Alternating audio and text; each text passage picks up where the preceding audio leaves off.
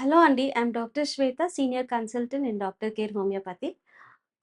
ఇప్పుడు మనము తలనొప్పి గురించి మాట్లాడుకుందాం. తలనొప్పి అనగానే చాలామంది చాలా సింపుల్ హెడేక్ అని అనుకుంటూ ఉంటారు. కొంతమంది చిన్న తలనొప్పి అయినా మైగ్రేన్ అని భయపడుతూ ఉంటారు.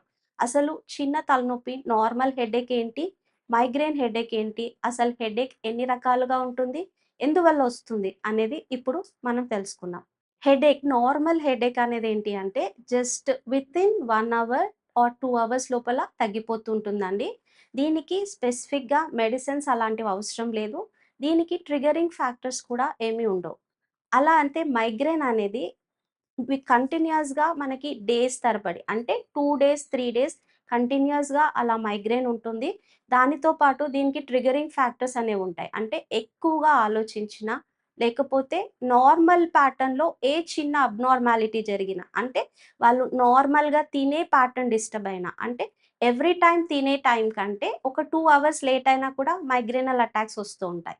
దాంతో పాటు స్లీప్ డిస్టర్బెన్స్ అయినా మైగ్రేన్ అటాక్ వస్తూ ఉంటుంది. చిన్న డిస్టర్బెన్సెస్ ఇన్ ఫ్యామిలీ కానివ్వండి, లైఫ్ కానివ్వండి జరిగినా కూడా మైగ్రేన్ అటాక్స్ వస్తూ ఉంటుంది.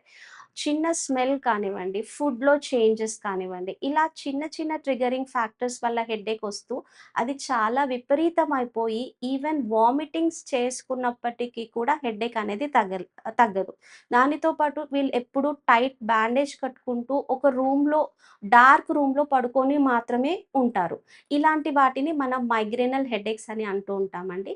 దానికి మైగ్రేన్ అని తెలిసిన వెంటనే ఏదో మెడికల్ షాప్‌కి ఎళ్లి మెడిసిన్స్ తెచ్చుకోవటం లాంటిది చేయకుండా, ఒక డాక్టర్‌ని కన్సల్ట్ చేసినట్టుగా అయితే, అసలు మీకిది మైగ్రేన్ హెడేకా? ఇది ఎందువల్లొస్తోంది?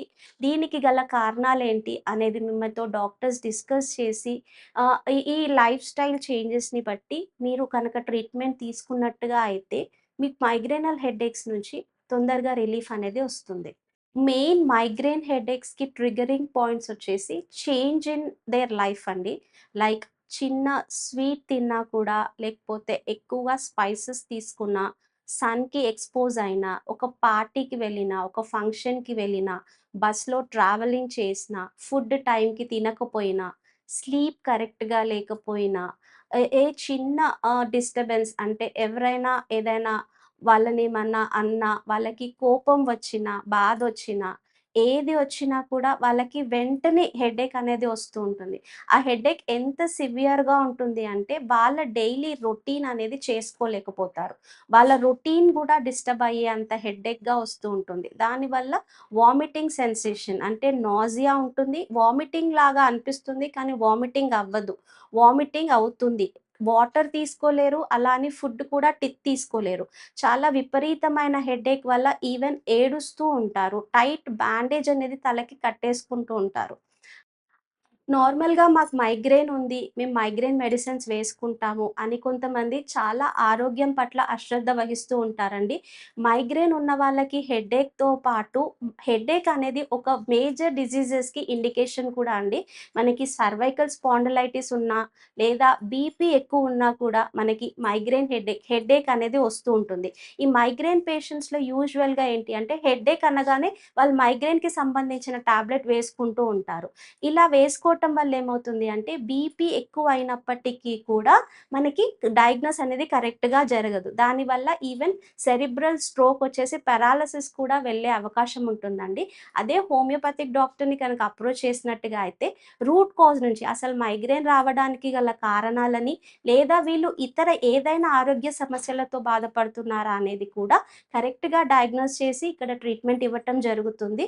దానివల్ల మీరు మేజర్ డిసీజెస్‌లో ల్యాండ్ కాకుండా ఉంటారు. మైగ్రేన్‌తో బాధపడుతున్నారా? కొన్ని టిప్స్ ఫాలో అవ్వండి. లైక్ టైంకి ఫుడ్ తీసుకోవటం, టైంకి నిద్రపోవటం, దాంతో పాటు స్ట్రెస్ తక్కువ చేసుకోవటం, స్ట్రెస్ మేనేజ్‌మెంట్, యోగా, మెడిటేషన్ లాంటిది చేయటం, దానితో పాటు చిన్న ఫిజికల్ ఎక్సర్సైజ్ చేసుకోవటం, వాటర్ ఎక్కువగా తీసుకోవటం. లైక్ సమ్మర్ ఒస్తుంది కాబట్టి సన్ వల్ల డీహైడ్రేషన్ అయిపోతూ ఉంటారు. సో, వాటర్ ఎక్కువగా తీసుకోవటం, ఏదైతే స్పైసెస్ వల్ల ట్రిగ్గర్ అవుతూ ఉంటాయో వీటిని తక్కువ చేసుకోవటం వల్ల మైగ్రేన్ హెడేక్స్‌ని తగ్గించుకోవచ్చు. ఒకవేళ ఈ టిప్స్ పాటించినా కూడా మీకు తగ్గనట్టుగా అయితే మీరు డాక్టర్ కేర్ హోమియోపతిని అప్రోచ్ అవ్వండి.